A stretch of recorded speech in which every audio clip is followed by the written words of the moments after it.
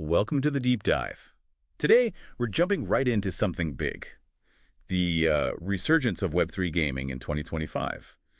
We're going to figure out why play to earn seems to be making a comeback and, yeah, spotlight some key projects that look poised to grow. Yeah, it's interesting. This isn't just the old hype cycle repeating itself, though. We're really seeing what people are calling P2E 2.0 emerge. It's much more focused on, sustainable game economies, actual fun gameplay, and crucially, true digital ownership. Okay, P2E 2.0. Exactly. And you add in growing mainstream interest, clearer regulations.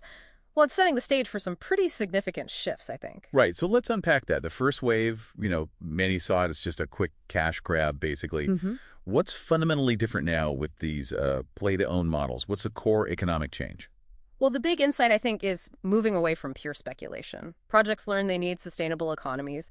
A key part is using robust token sinks. Token sinks, Think of crafting in Gods Unchained. You fuse duplicate cards, right? Burn them to make a more valuable NFT. That actually removes tokens from the system. Okay, so it prevents massive inflation, unlike maybe some earlier models. Precisely. It creates scarcity, helps maintain value based on skill and community engagement, not just constantly needing new players pouring money in. Plus, many are using off-chain points or stablecoins for day-to-day stuff, which also helps stabilize things. Got it. And this idea of true ownership through NFTs, it's not just a number in a database, it's actually yours.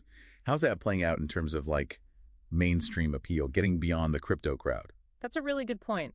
Yeah. Are these brand partnerships just window dressing or something more? I mean, you see Casio's GSHOCK making robot avatars in the Sandbox. That's pretty cool. Merging a real product with the metaverse. Yeah. And events like Metaverse Fashion Week in Decentraland, with dozens of international brands, it shows Web3 gaming is trying to link up with broader entertainment. But does it stick? Do people stay after the event? Yeah. That's the million-dollar question, isn't it? The real test is converting that initial buzz into, a sustained, active user base. We'll see. Okay. Beyond the economics and the big brand names, you mentioned access.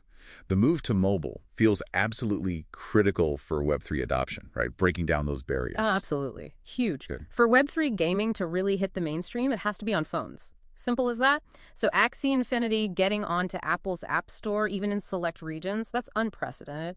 And Gods Unchained planning a mobile soft launch later this year. That opens the door to billions of potential players. Exactly. Makes it as easy to jump in as any other mobile game. That's the goal. And regulation. That's always been the sort of gray area, the elephant in the room. What's changing there? We're definitely seeing more clarity emerge. Frameworks like MiCA in the EU or tax rules like in the Philippines for Axie earnings. Right. It adds oversight, forces projects to be more professional, more compliant. It kind of filters out the less serious ventures, which ultimately helps build trust and legitimacy for the whole space. Okay, so those are the big trends. Let's zoom in. A few specific projects really seem to embody this P2E 2.0 idea. Axie Infinity, the Pioneer, they're rebuilding. Yeah, they've made some big moves, launching the Axie Infinity Foundation just this month, August 2025. And that does what exactly? It basically hands AXS token holders control over this massive community treasury, around $400 million, formalizing decentralization. And as we said, getting onto the App Store, huge step for them breaking down that Web 2 wall. Okay, then there's the Sandbox. User-created metaverse, lots of brand partnerships. But you hear that criticism. Sometimes these worlds feel kind of empty when there isn't a big event on. How are they tackling that? That's definitely a valid concern. The empty world problem is real for many metaverse platforms. The Casio partnership is great. Those record land auctions show commercial interest. Impressive numbers. But the core challenge is keeping people engaged day to day. Can they build something where users want to hang out organically, not just pop in for a sponsored event? That's key for long-term success. Makes sense. Yeah. And we have to talk about Pixels. The farming MMO, huge adoption numbers reported. What's this multi-game token model they're using? Sounds different. Yeah, Pixels hit 1 million daily players, apparently. Huge revenue in 2024. Their Pixel token is interesting because it's designed to be used across multiple games, not just Pixels itself. Oh, so it connects different experiences. Right, integrating into other RPGs. Forgotten Runeverse is one example. It expands the token's utility way beyond just the original farming game. Creates a potentially more robust ecosystem, rather than just isolated game economies. All right, very interesting. So looking ahead then, how should you listening Yeah. think about navigating this space? What are the potential futures here? Well, you can sketch out a few scenarios. The super optimistic bull case might see, like, Epic Games or Roblox fully embrace NFTs. Maybe VR tech really takes off and drives user adoption. The base case is probably more like slow, steady growth, gradual mainstream pickup. And the bear case?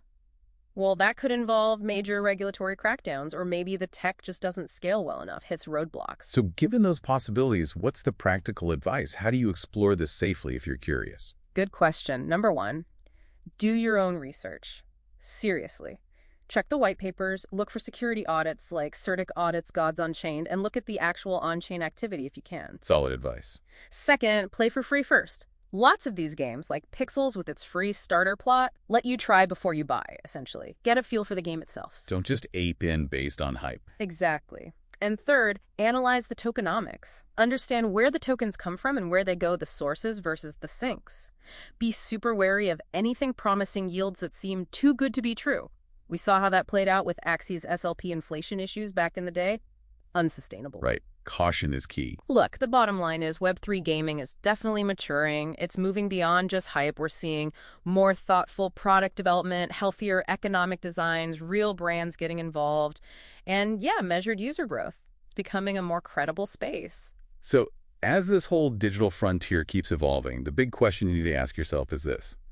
Will the time and maybe the skill you invest in these virtual worlds actually translate into tangible value in the real one? Right. Or is the metaverse going to remain this fascinating but maybe ultimately distant fever dream?